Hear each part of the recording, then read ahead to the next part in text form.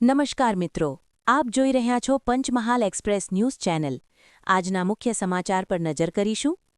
પંચમહાલ જિલ્લાના હાલોલ ખાતે 77મા પ્રજાસત્તાક પર્વની જિલ્લા કક્ષાની ઉજવણી આન બાન અને શાનથી યોજાઈ।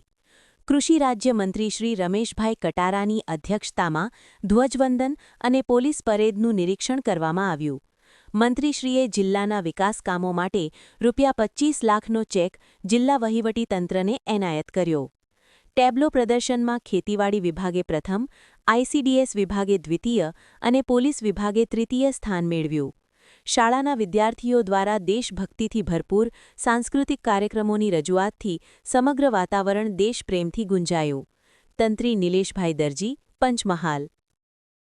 હાલોલ ખાતે જે 77મા પ્રજાસત્તાક પર્વની ઉજવણી કરવા માટે અમારી સાથે સાંસદ અને જિલ્લા પંચાયતના પ્રમુખ ડીડીઓશ્રી, એસપીશ્રી અને તમામ નાગરિક ભાઈ બહેનોને બધાને હું શુભેચ્છા પાઠવું છું। જય હિન્દ, જય ભારત।